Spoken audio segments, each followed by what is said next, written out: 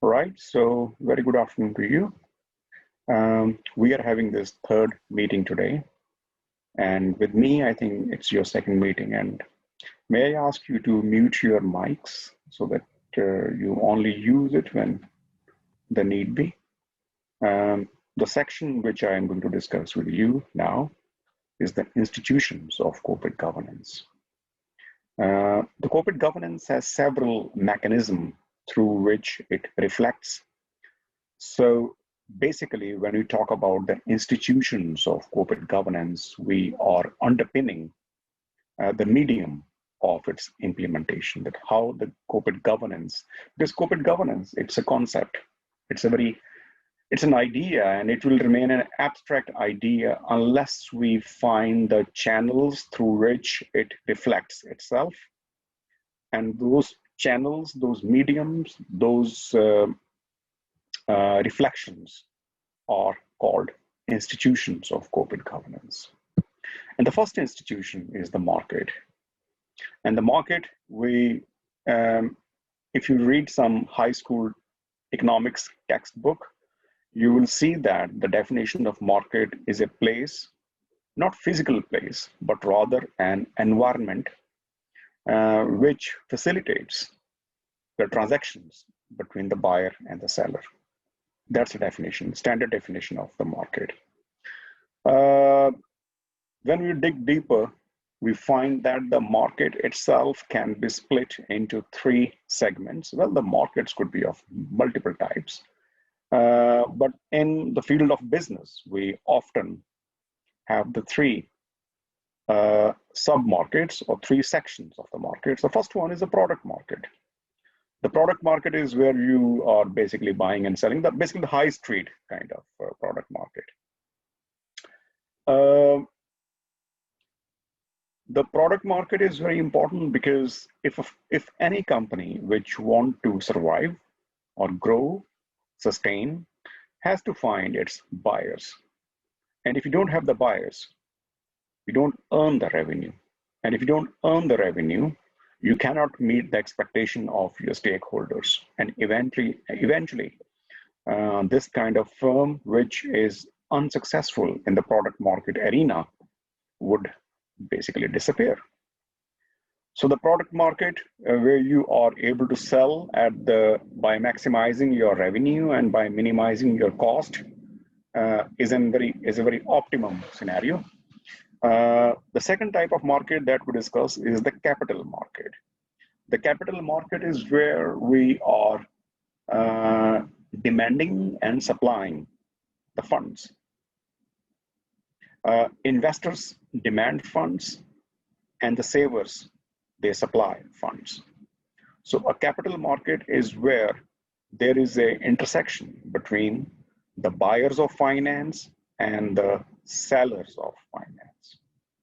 So basically, if you look bank as an example of the capital market, the financial market, you will see that there are people who are keeping the money as a deposit. So they are supplying finance to the bank. And then there are people who are demanding finance from the bank. The same way, if you look at the firm, you can also see the financing and the investing side. On the one hand, you are raising your capital in the form of debt and equity. So that makes where money comes from. And on the other side, you see that where the money goes to, the asset side. Okay? So you are basically talking about the capital market where you raise the money, and for every corporate finance manager, the first and the foremost objective is always to raise the financing at the lowest possible cost. So you always try to minimize your the cost of capital which you are. So you always try to bring down your weighted average cost of capital. People who are studying accounting, they know the concept of capital, that you are always trying to put it as low as possible. And then you have the third section of the market, which is the labor market, because after all, you need the resources, you need the you need the hands and the minds to run the company. So where do you get the labor? So do you demand it? Do you have the enough supply of the human resources? And at what cost and on what conditions you get them? And if you recruit them, are you able to retain them?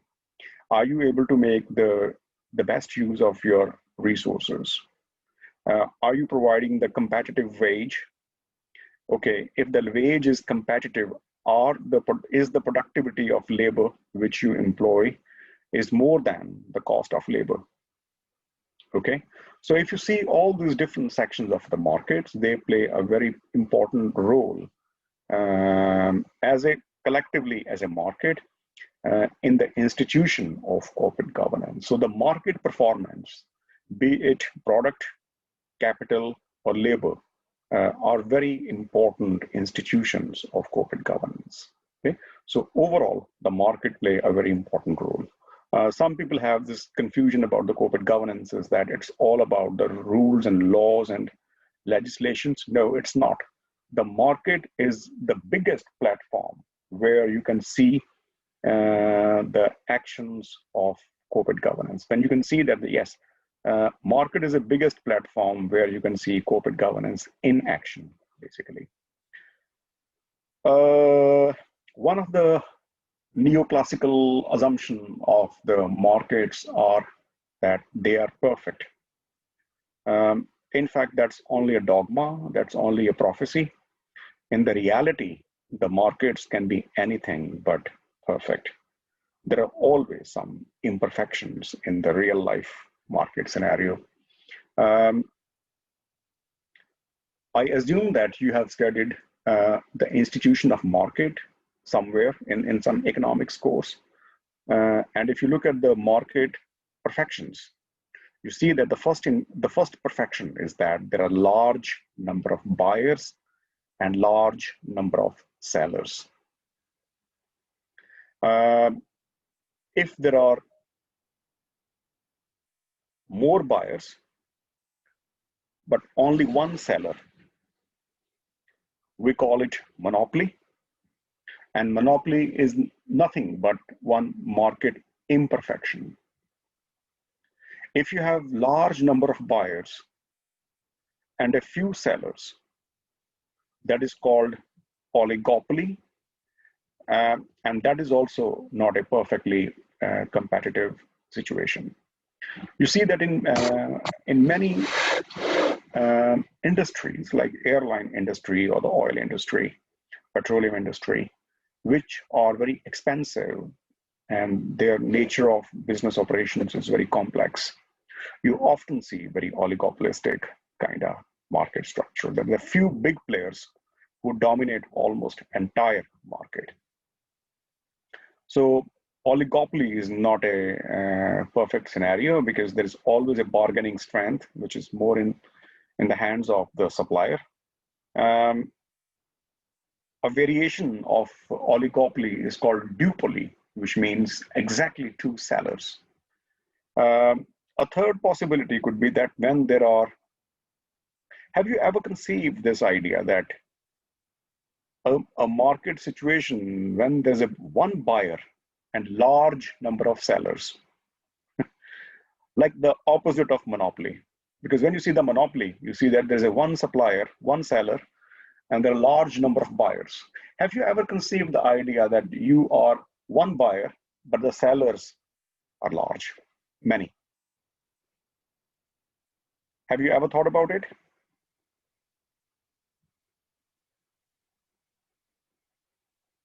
Well, it is. Technically, it's called monopsony. So if I have to spell it, wait a sec, I would be, if I stop sharing and have a new share, this kind of market form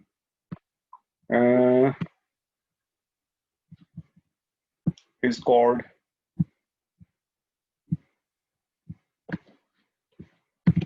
monopsony. When you have the large number of sellers and one buyer. Of course, this is totally opposite to monopoly, where you have large number of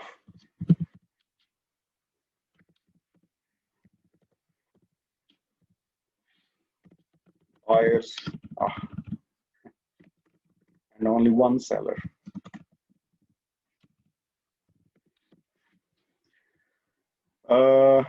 The example of monopsony I can give you, that if you are a company who has subcontracted or outsourced manufacturing of some of the components, and then you bring them back in the main factory and assemble them, and all these subcontractors or all these suppliers, or we call them vendors, they are basically the monopsony, because you're the only one who buy their product.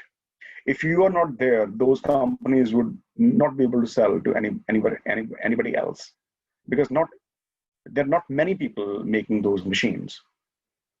I can give you one example. If you are making if you're the automobile company, you manufacture automobile, like let's say Toyota. Toyota has a plant at one place where it assembles all the car components and make a final car. But that doesn't mean that every component which required in Toyota car is made by the main factory. Some of the small components, some electric equipment, or some of those rubber manufacturers, they could be manufactured by the small companies, some SMEs around. Okay, and then they can't make anything just at their wish. They are getting the instructions, the design, their parameters, and sometimes even inputs from the parent company, Toyota. And then these components are manufactured and they're brought back to the main factory, and then they are assembled basically. Now, the thing is that if Toyota disagrees to buy those components made by these large number of sellers, then these large number of sellers would be in a very bad situation, because they can't sell it to Kia or any other company, because they are only prescribed, or they're made, manufactured according to the parameters given by Toyota. So monopsony is also one form of market imperfection. I'm getting back to the main. Stop share, and I share once again the main screen. Yeah. The second kind of market perfection is that there is no man-made restriction, which means that there's no barrier to entry, or you can come and go in the market. So if you are doing good job, you are doing good in the product market, you're doing good in the capital market, you do good in the labor market, your company can thrive, your company can progress, you can go upscale. Nobody will come and ask you to quit the market. Nobody will throw you out. On the contrary, if you are a badly performing company and you want to quit, nobody would force you to stay. So that is another characteristic of the markets. But what we see in the market reality is that there are a lot of barriers to entry in the firm, and that is why the institution of corporate governance comes under attack. That this is not able to protect the entry of the new companies. We see that in reality, many companies lay some restrictions. They make some barriers so that the new entrants are discouraged to enter the market. And sometimes these measures are in a camouflage in the sense that they are apparently good reasons to stop the entry of new companies. But actually the hidden agenda is very dubious. I remember one example some years ago. A big oil company went to the state and it asked the state that, you know what, I'm the big company and I take oil from the sea, but then there are some small companies as well, and they're also extracting the oil from the sea. But the problem is that those small companies are not taking care of the environmental standards. And as a result, the water is getting polluted. Mr. Environmental Minister, we request you to lay strict conditions so that every company must install the environmental friendly setup machinery, so that there is less wastage. There is less pilferage in the water, so the water doesn't get polluted. The minister is very happy that this company has come and it wants to raise the environmental standards. The minister agrees to it. And after some debate, discussion, this bill is passed that all the companies in the oil business, they must have this kind of machinery platform, which is compatible to this kind of system, so that there is no pollution, or less pollution at least. Guess what happens? Many companies became bankrupt because many companies, they were not able to install those standards. And as a result, the monopoly power of the company which went to the state with this proposal increased. And that company was the biggest polluter of the seawater. So a bigger polluter goes to the state. The bigger polluter was afraid of competition. The bigger polluting company was afraid that if this continued, they will be caught by the state and they have to pay heavy penalties. And then the small companies can take away their business. So let's do something that in the one stroke, we just get rid of these small companies. So they went to the state and they asked for this platform, which is so-called environmental friendly. And as a result, they were able to almost eliminate the competition. So these markets are not perfect. The existence of imperfections in the market is an indicator that the institution of corporate governance is not working properly. Another example I can give you about the market imperfection is that the information asymmetry. In an ideal, perfectly competitive world, we assume that everybody has same amount of information. So there is nobody who has the information advantage, and there's nobody who have the information disadvantage.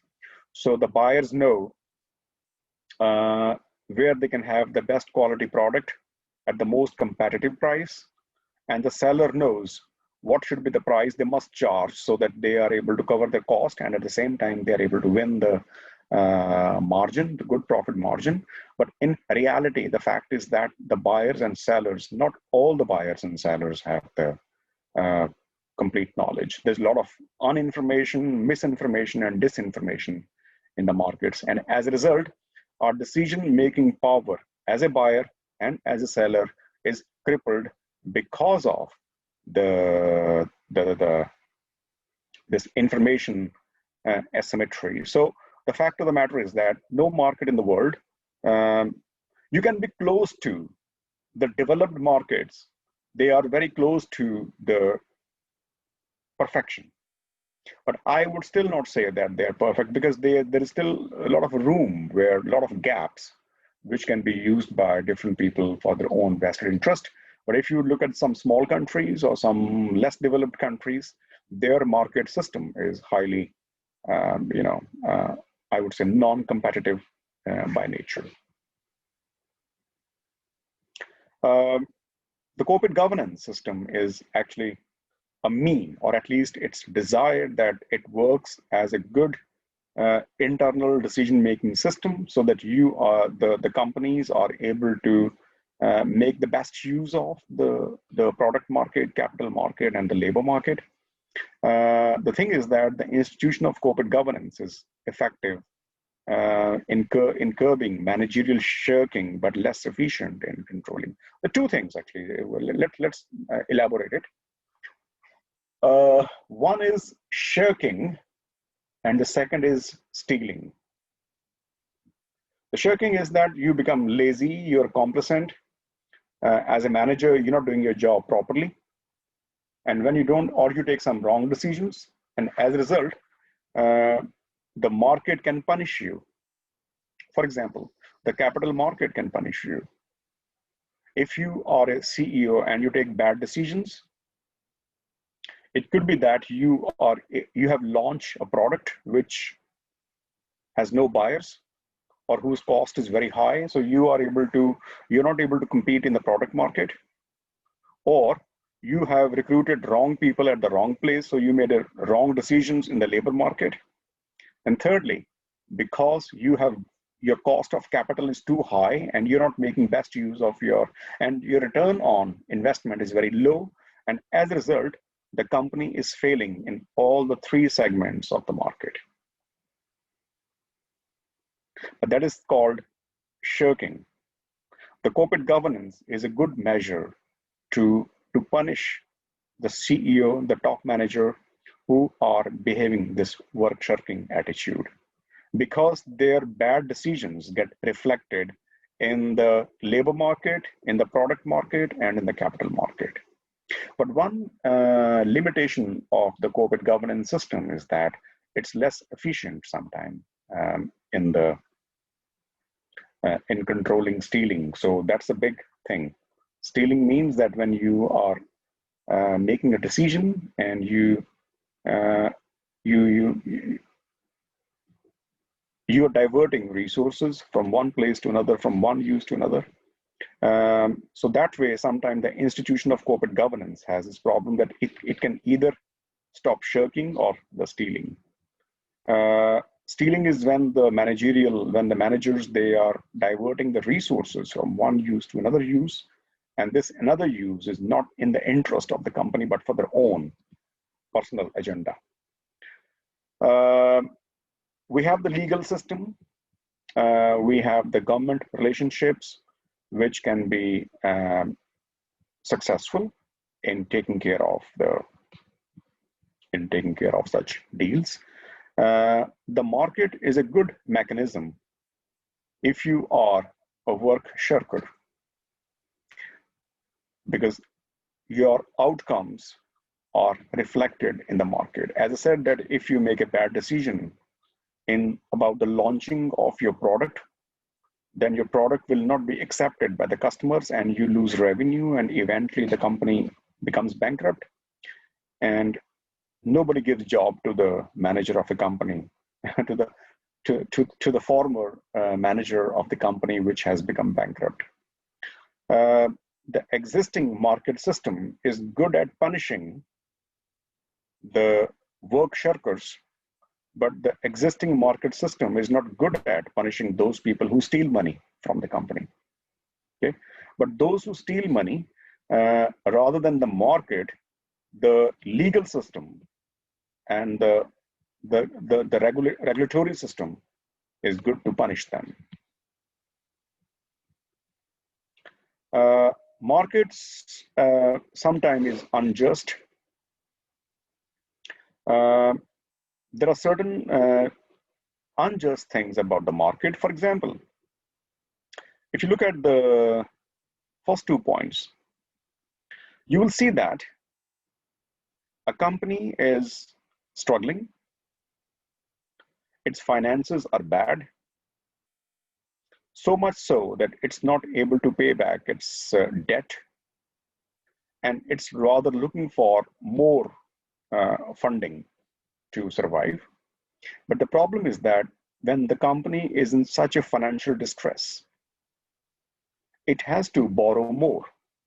But then the cost of borrowing would be more because the risk premium would be attached. If a company is struggling, is having the financial distress, then the risk premium that is put as a tag on this company is very high. So basically, you're struggling to survive.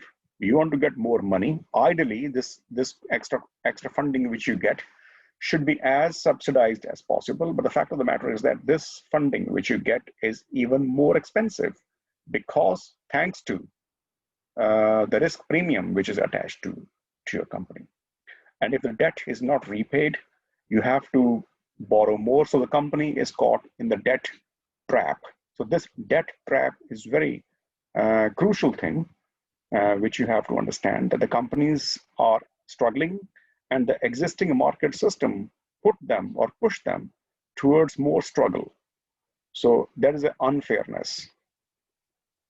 Another point which sometimes is unfair is that the managers are under pressure to improve firm's performance, and what happens is that they have to raise their bar, and sometimes they when they are going to make some more improvement, they can use their retained earnings. But the thing is that sometimes when you are investing a lot in the physical assets, that goes to the sunken capital, and the company find it very hard when it's like a parish or performance type of thing. So sometimes it happens that the managers are under a lot of pressure to perform, and they become short-termist, because if they invest a lot of money in the physical assets, then the thing is that those physical assets, their return will come over a long time, and sometimes the shareholders or the other stakeholders, they are not having so much of patience, and as a result, the pressure comes a lot on the on the managers. Okay. On the contrary, if they become short-termist, then of course in the short period they can give some high KPIs, but it will not be sustainable, and eventually there would be a problem. The same time, the sunken capital, which is a concept where you make a big, heavy investment, and which investment will give you the return for many, many years. Sometimes we use a phrase in corporate governance. It's called, let me write it down, then it's easy. Share screen, yeah. Sometimes the concept of sunken capital is used by some managers for the entrenchment.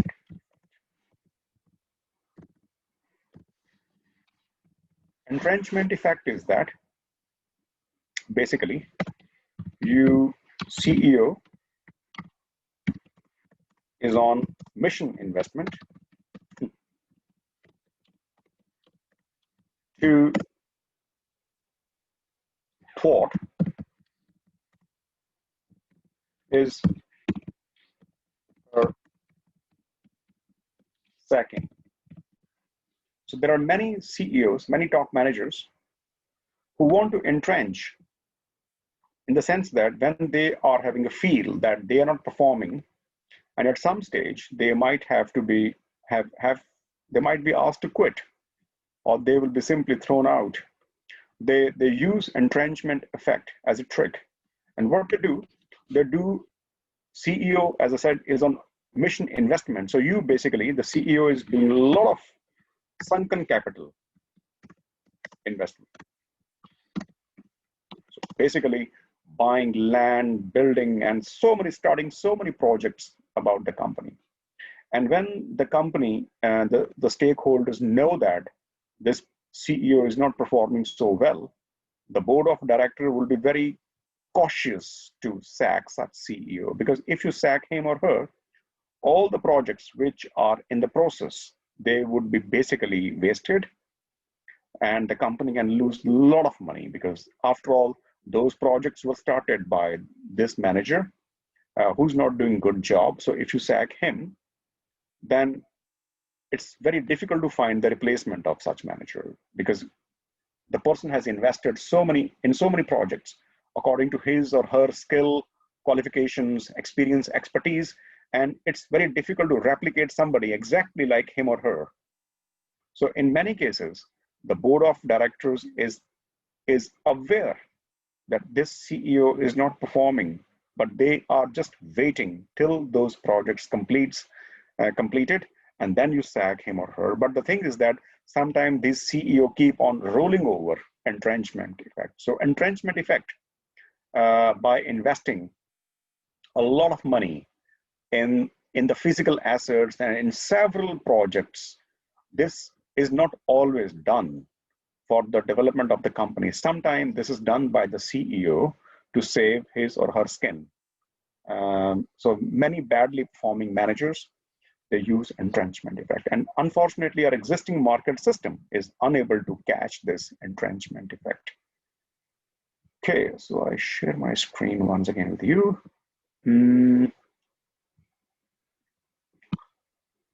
Sometimes I forget when to share screen. So if in case I'm talking something else and the screen is showing something else, please let me know, because I can see in my screen what I'm doing, but maybe if I forget to share my screen, then you will not be able to see. So yeah, the labor market, yeah, I think we discussed it basically. Yeah. So this is about the market as a institution of corporate governance. So market is a very pivotal institution of corporate governance, and over time, the importance of market has increased tremendously. The next institution of corporate governance is the board of directors. Yeah, which is very important. Basically, the board of directors is the leadership of the company. So like board, like company. So the typical board of director in general. Okay, let me share screen with you. If I have, I'll try to share it like this. Okay, so a typical board of director is like this, not exactly like this. And generally, a typical board of director has two components. The one is we call them NEDs, and the second one is called EDs.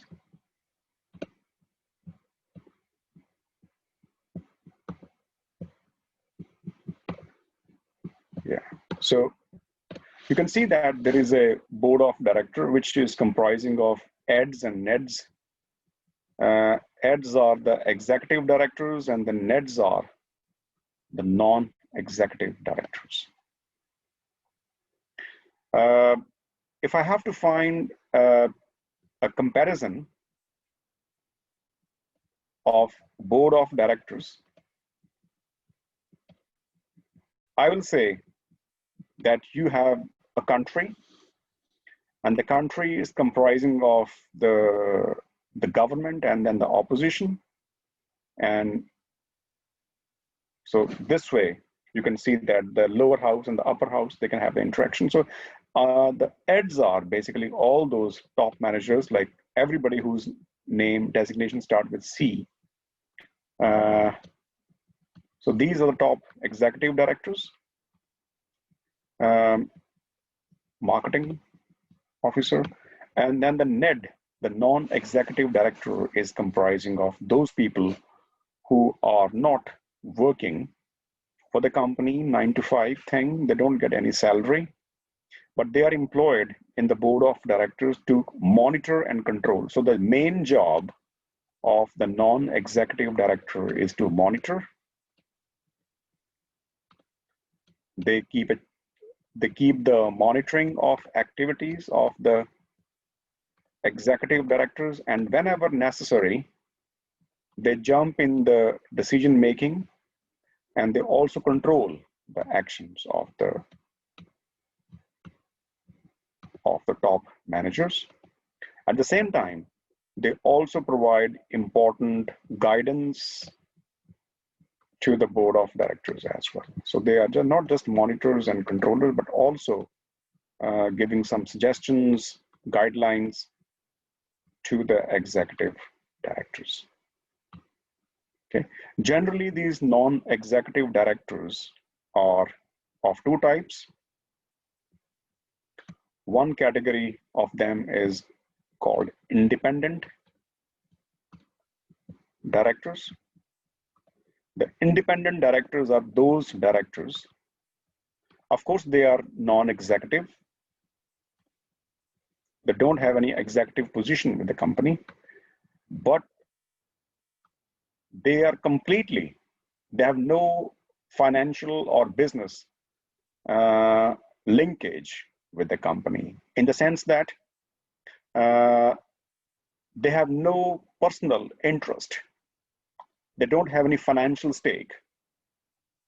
Their personal financial stake or the institution they represent with the company. The second category is called non-independent company. So basically it's non-independent. We also call sometimes as dependent directors. And sometimes we call them gray directors. Gray, mixture of black and white. The idea of, and by the way, the non-executive directors are also called the outside directors. But not every outside director or every non-executive director is independent director. I'll give you an example. A company has 10 members in the board.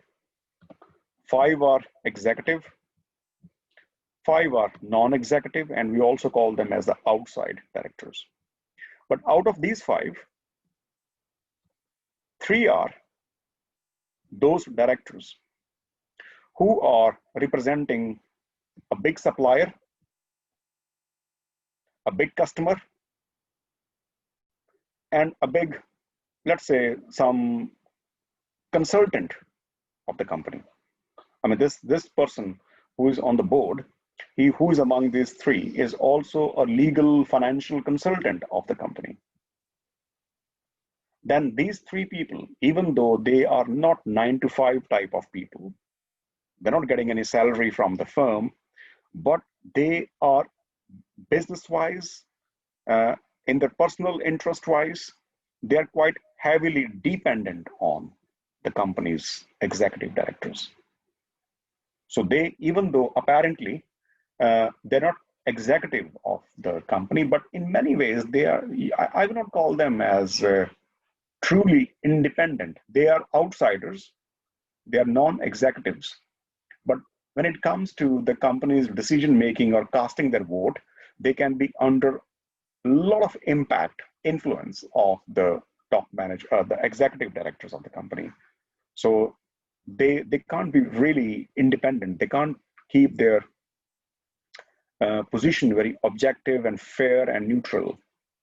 On the other hand, there are 2 people out of the remaining who have no business and economic interest with the company. They are very, like, not at all. The only money, by the way, these independent directors are those people, the only financial incentive they get from the company is that when they are attending the meetings, they get the honorarium, some fee, or they get some hotel or some transportation facility, plus they get some normal, you know, the remuneration, which is called basically the honorarium. Honorarium is not something you are given for as exactly you buy your services, but you just pay as a honor because somebody is helping you. So honorarium is a word we use, which you pay out of gratitude to somebody, but it's not exactly as a reward for the, you hire some service and you pay. It's not like that. It's just like you're honoring somebody because somebody has given you. It's a good, like a gesture. So the only money which these people, these independent directors get from the company is the honorarium, basically. But they people are more upright because they have no business interest with the company, unlike these people. These people have a lot of business interest. Customer supplier on the board of the. Now imagine if I'm a CEO of a company and one of my non-executive director is a supplier, okay? And if I know that that non-executive director, who is my supplier basically, is voicing against me, then I may do something that he or she is not recruited to the board again next time. And also, he will not be my supplier anymore. So this fellow has a risk of losing business. So why would he voice against me? But these people, they don't have any such economic interest. So that is why these three people, who we call them as non-independent or dependent, they're also called as a gray director, because these executives and these independents, they're like extreme black and white. But these people who are non-independent outside directors, they are mixture of black and white, because apparently they're outsiders, they're non-executives, but in reality, their loyalty could be linked with the executive directors. Okay, so the executive directors can influence their standing in the company. So that's why it's very important to know that are these independent directors really independent? So as a corporate, sometime when you read the annual reports of the company or the literature, they don't distinguish between outside director and the independent director. So many times they use this phrase as synonyms that, hey, outside automatically means outside. By the way, outside means non-executive director. So they automatically assume that non-executive directors / outside directors are same as the independent directors. The fact is that it's not same. You can be an outside director, but not independent director. Okay. So the basic idea of having this non-executive director is to ensure that these directors are able to monitor and control, and also provide guidance to the senior managers, the executive directors. But the problem is that are they really upright to give their opinion independently? That's a $1 million question. So we have to be very careful that if a company is just having outside director, there's no guarantee that they would be credible. So this is, this is about the board of directors. And here I just raise some random points if you are interested to know. Why do a firm board is expected to show better decision making if executives directors are separated from the independent directors? So you can think about it. Maybe I think that you can start this discussion in the discussion forum. We have a discussion forum. Perhaps some of you can start this discussion that why do a firm is expected? Why do you think that a company can do better decisions if there are executive directors and then there are also independent directors with the company? Just imagine a board of directors which is comprising of only executive directors. What would be the decision making then? Is it good or is it bad? Okay. I don't see any black and white type of answers, but not a binary answers, yes, no. So you can think about it. And the second one is that, are independent boards of directors really independent? I think I just had a discussion about it with you, that there's no guarantee that these outside directors, which are often understood as independents, are truly independent. So it's not the number of directors who are independent. It is the quality of independence they have. More these outside directors are dependent, more they have their business and financial stakes with the company, lesser and lesser independence they will have. Okay, so this is something you need to consider. And then we the next point. But before I go to next point, we take a short 5 minutes break, short tea break, and then we start and resume in 5-6 minutes. Okay. So let's take a quick break, but don't go too far.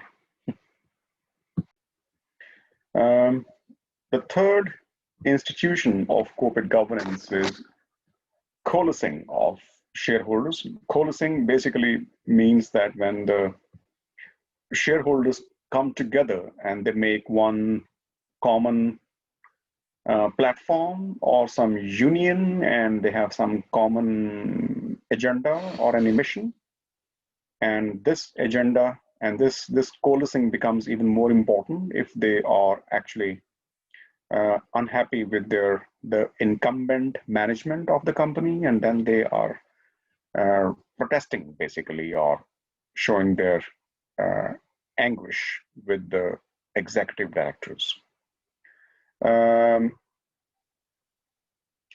Yeah, as I said that in the third line in the slide, investors can coalesce to teach the lessons to the erring managers.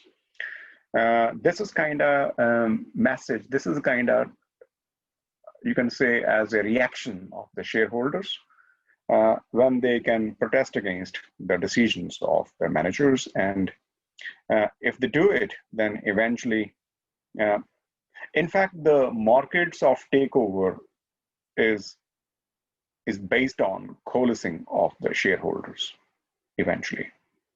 Takeover is one example.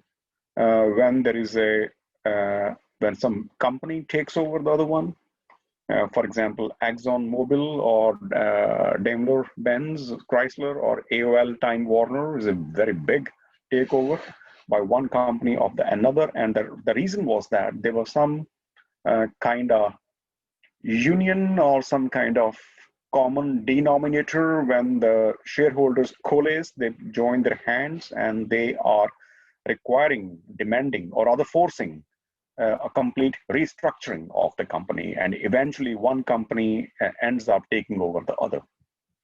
The second example of coalescing of the shareholders is the proxy fight. The proxy fight is when the two companies are fighting through the shareholders, with the increase the voting rights, and the shareholders are trying to put the ganging up. Basically, they're grouping to topple the management. The Microsoft and Yahoo fight was very renowned in 2008. We have another gentleman called Carl Icahn, yeah. He's very famous for the proxy fights, whereby he tries to attract the shareholders, and without the knowledge of the company's top management, buying shares and trying to remove the management and taking over it. And these proxy fights are often very expensive, and generally they end up in a failure. So this system of takeover or the proxy fight sometimes can be very much value eroding or value reducing of the company. And then we also have the leverage buyouts. This is like the leverage buyout is that when the company is not doing a good job, the stock price is losing out. The firm become very cheaper, the stock become cheaper, and there is always a risk that some predatory company will come and they will buy the big chunk of shares of the company. And the first thing they would do is they would throw out the top managers and replace with their own new managers. The managers of this company whose stock price is losing out are very scared. And what they do is that they start generating their own sources to buy the company which they are working in, because then there is a less chance that they will be out of job. So they want to buy the same company which they are serving. And because they may not have resources, even though the share price of the company is really down, but they still don't have the resources. And sometimes they borrow heavily from the market, and they just borrow it without carrying the cost of borrowing. And with this new borrowed money, which could be at very heavy rate of interest, very high rate of interest, they are buying their own company, basically own in the sense that where they are working in, and they are able to survive their jobs. But the problem is that when they have borrowed heavily at very high rate of interest, then the debt servicing can be a problem, and then the company eventually can become bankrupt. So it's not very pleasant situation that first of all, the company managers, they misbehave, they show some bad practices, and as a result, the stock price goes down, and then they are borrowing heavily, frantically, without taking care of the cost of borrowing. And once they cannot pay it back, the company becomes bust, basically. That is called leverage buyout. So this is something which is not a very pleasant situation for any company to be leveraged buyouts. Often you only buy some time, but once the company is unable to pay back, the interest and the principal, then the company cannot survive anyway. So this is not a very good situation. Institutional investors, by the way, they also do a lot of coalescing with the shareholders, because the institutional shareholders, they have a lot of money involved. Try to understand, in a typical company, like in Germany, the banks are the biggest, very big investors in a company. They invest through the debt, but they also are the shareholders of the company. And if the company is not doing a good job, then these big institutional investors have a reason to be angry. And then they start attracting the shareholders so that they can have a combined pool of votes. And often the shareholders react positively to it for the two reasons. First of all, these people, these banks, institutions, they are not novice. They are not rookies. They are highly professional people, because, by the way, they are representing, for example, a bank. And if they are representing a bank, definitely they are very learned people, they are experienced people. So many times the shareholders are hoping that when this company would be taken over by this institution, the company management would be, better. So the governance of the firm would be better. And many shareholders think that this kind of taking over by the institutional investors is less painful in comparison to some unknown company suddenly jumps and take over the company, or if there's a proxy fight, or if there's a leverage buyout. So this kind of institutional investors, their reaction are often welcome. And one more reason we shouldn't forget, that institutional investors already have huge financial stake in the company. So many small shareholders believe that these institutional shareholders, if they are interfering in the company's management, this is for the benefit of the overall, this is for the overall benefit of the company, because otherwise, why are they reacting? Maybe they are unhappy with something. And this unhappiness is not just for any flimsy reason. This is a genuine unhappiness. And their reaction is genuine because they have invested a lot of money in the company. So their reaction is very natural. And many people, many small individual shareholders, they believe that the institutional shareholders, what they're doing is basically they are saving them. So they are coming as a savior, as Robin Hood of the company. But one thing we shouldn't forget, that not last week, but the previous week, we discussed about the two systems of corporate governance. One was the horizontal, vertical, and the second was the horizontal. So the problem is that if there's too much of interference by the institutional shareholders, we can be saved from the problem of vertical corporate governance, but then we can be having another problem. We can fall in the trap of another problem where we have the horizontal corporate governance. So the problem will no longer be from the CEO of the company, but the problem will be that the rich, the big shareholders, they may start exploiting the interests of the small shareholders. And if you remember last week, we studied that we can move from this kind of governance system where the top managers may end up exploiting the small shareholders. If the institutional shareholders become too active, we can be out of the fire, but in the fire pan, like this, where the dominant stockholders, which is like institutional shareholders, can start exploiting the small shareholders, because the interest, the motivations of the dominant shareholders may not be same as those of the small stockholders. So there can be intra investors conflict.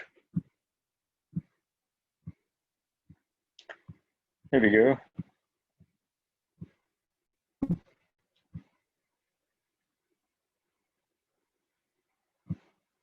Yeah. And the next characteristic, the next institution of corporate governance is the executive compensation, which is a very is always very burning topic. We have read, we know that in many systems, different corporate settings, different corporate cultures, this problem of overpaid executive compensation is quite known. It has always been there. You can talk about the very market-oriented countries. You can talk about the very controlled economies, and you can talk even the welfare states, where there have been several scandals when the executive compensation was disproportionately high. And this is, of course, a part of the agency theory, the principal-agent relationship, which we shall discuss today. So this is something that how to relate the executive compensation. The common sense says that the executive compensation should be connected to the performance, but once we shall discuss this topic more in detail, you will find out that it's easier said than done, because linking the pay, first of all, finding the right kind of performance benchmarks is very difficult. And even if you find those ideal performance benchmark, it's so difficult to align the performance and the reward. So in the real life, this is not a very easy job to do. Till now, we are living in this discipline of corporate governance has evolved over time. There has been so many scandals. There has been so many improvements in the regulations and the governance in general, the rules, practices, but we are not able to get rid of this unfair, unjust, disproportionate executive compensation. So this is a big problem.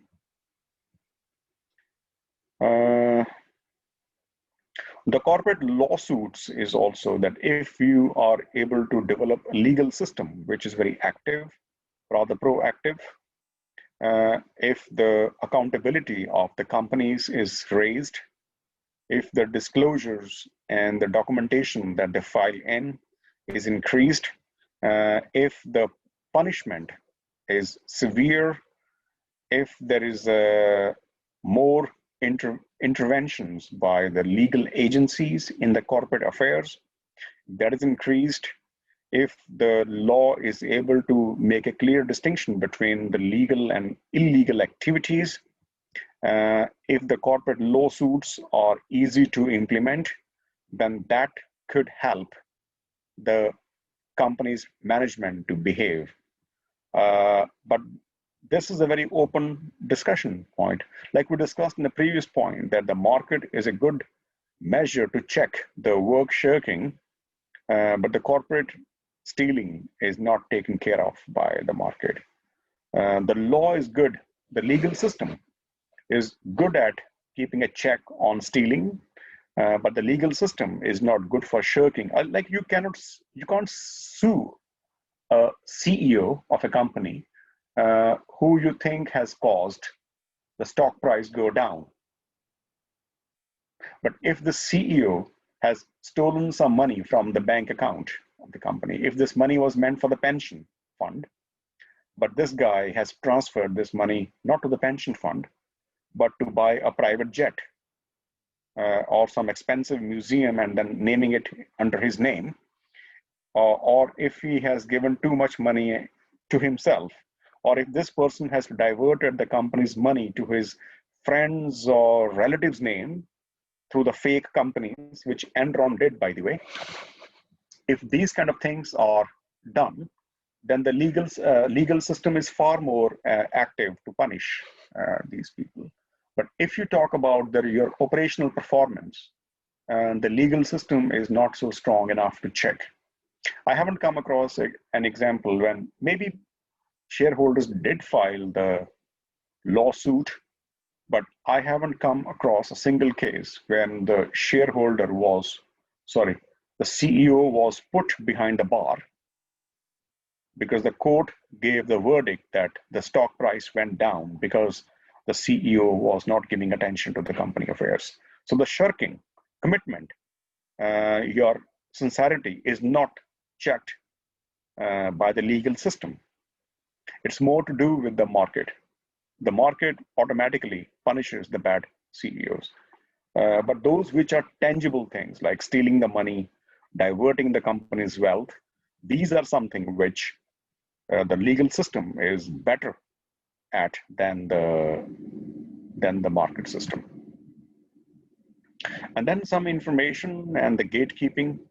Nowadays, there are many organizations, many stakeholders who are gatekeeper, who are what is the word? Whistleblowers, and those financial media is very strong these days. There are many people in the financial media who are chasing the top management of the company, their behavior, their activities, their affiliations, their interests, how much incentive they get from the company, what are their other activities. That is something very much in the public domain, in the public knowledge, so much so that you have to make a disclosure as well. Like my personal interest in the past has been about the busyness of directors, that the company directors who are too busy in their different activities, do they really have time and resources and energy to do their core job? That was my thesis. And I developed these two hypotheses. The one hypothesis is through agency theory, which says that no, if they are too busy, they cannot pay attention to the company affairs. And as a result, the company performance go down.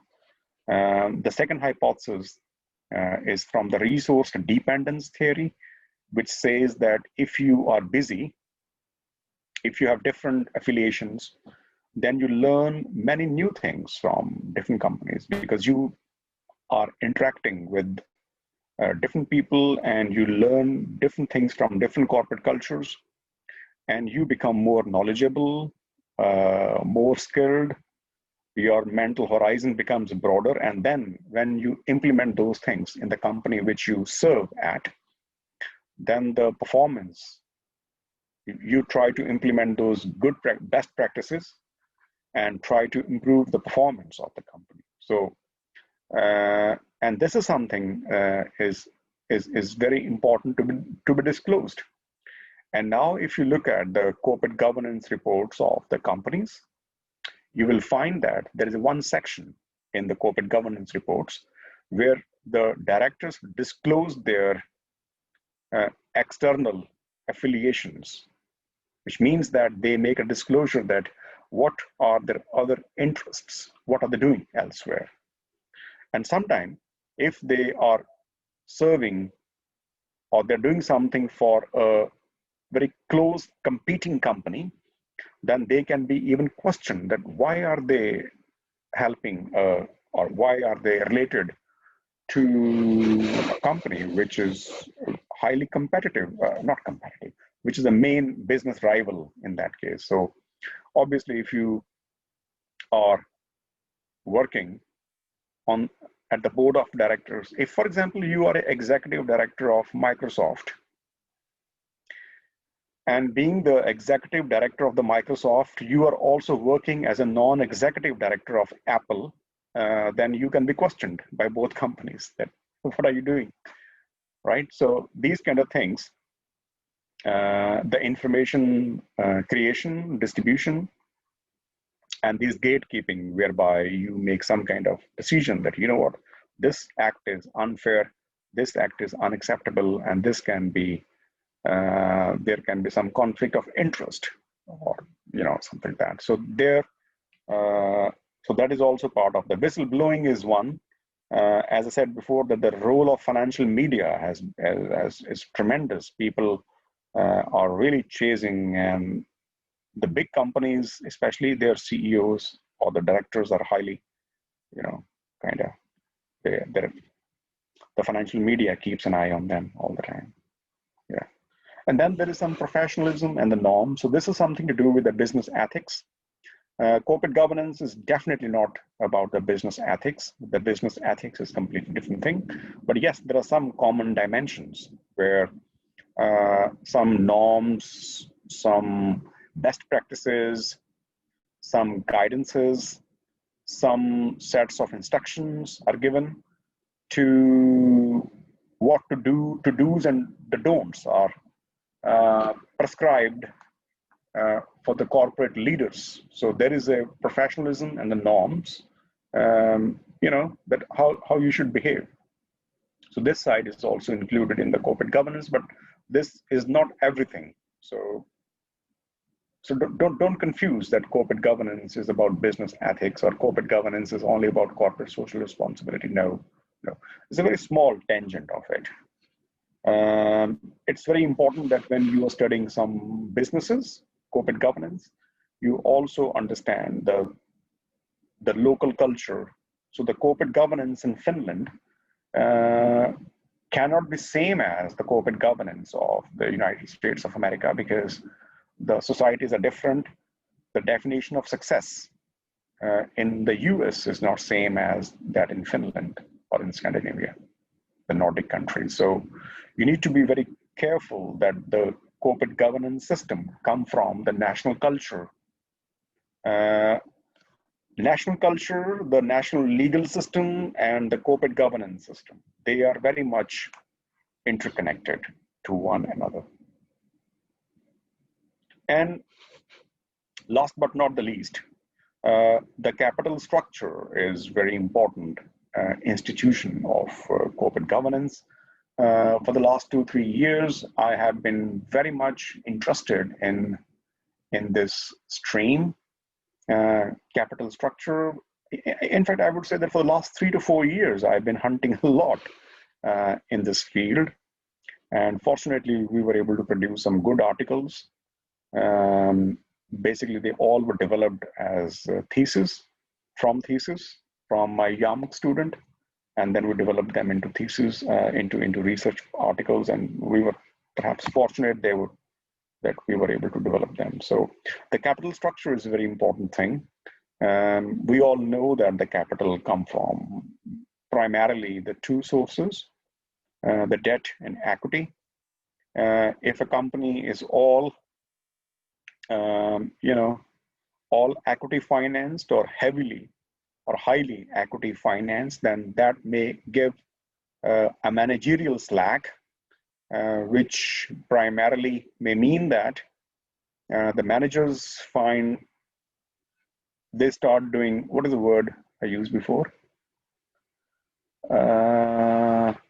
Work shirkers. So they start shirking because the equity gives less pressure on the managers to perform because you don't have to give the equity back.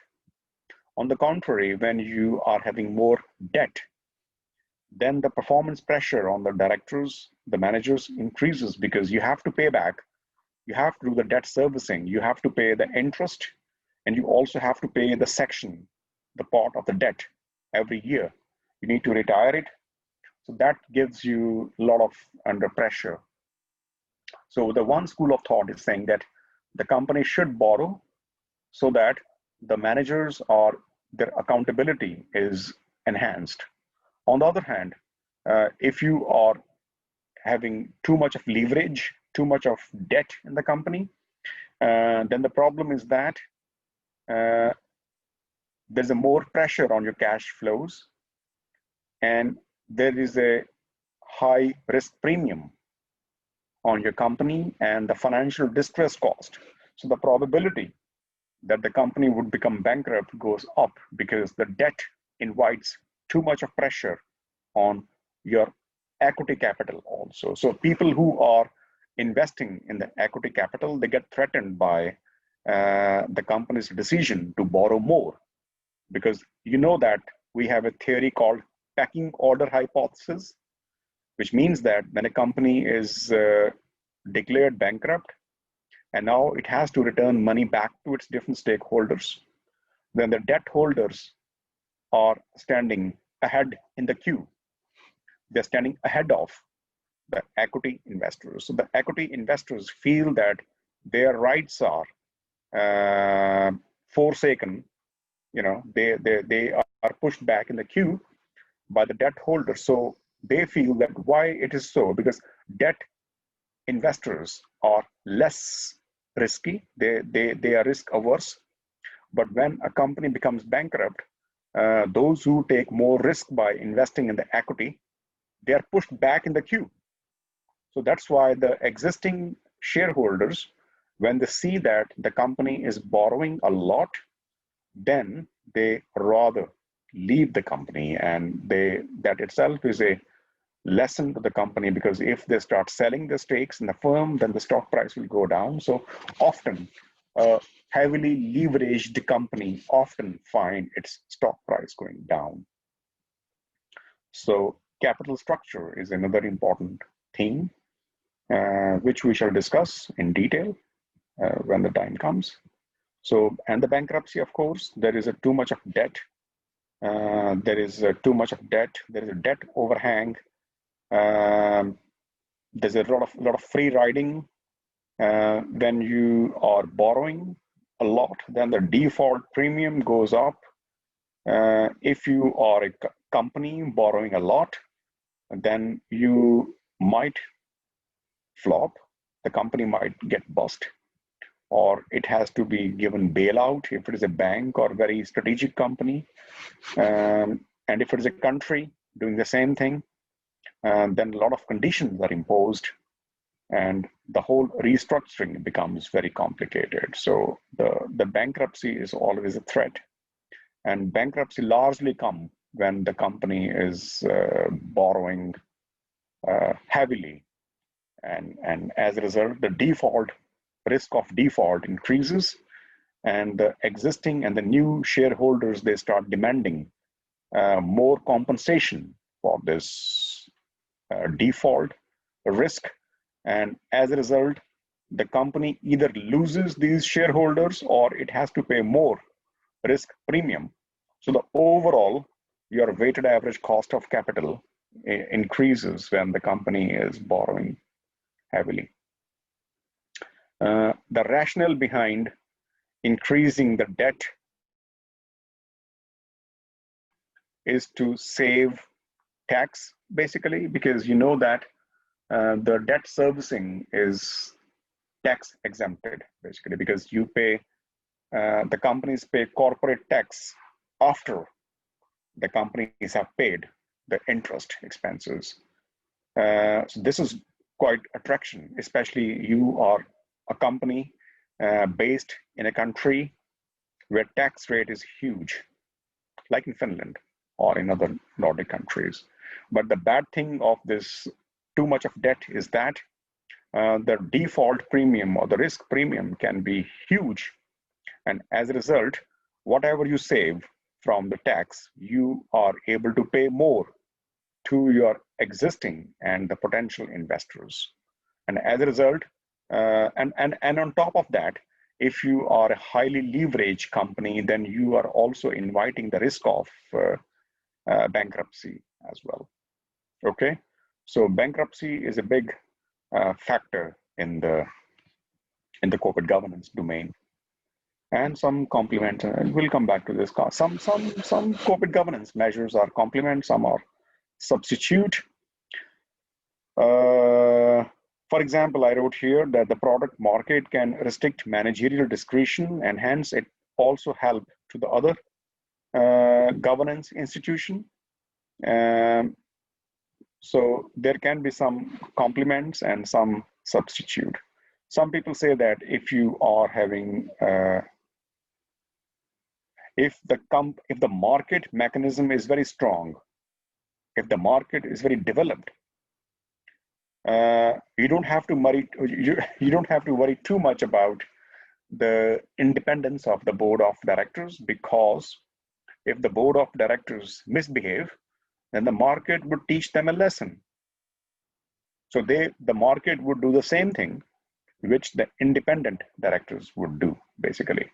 But we know that these substitutes are not fully, they're not perfect substitute, because we are not living in the perfect markets in the first place. So there are some governance institutions which are complement and some are substitute. For example, the product market is that if you really want to succeed in the product market, you have to minimize your cost. Okay, and if you want to minimize the cost, you cannot use those managerial discretion. The board must become disciplined. So the internal control system will develop automatically that the managerial discretions are minimized. And as a result, the firm is able to make the cost of production as low as possible, and it becomes more competitive.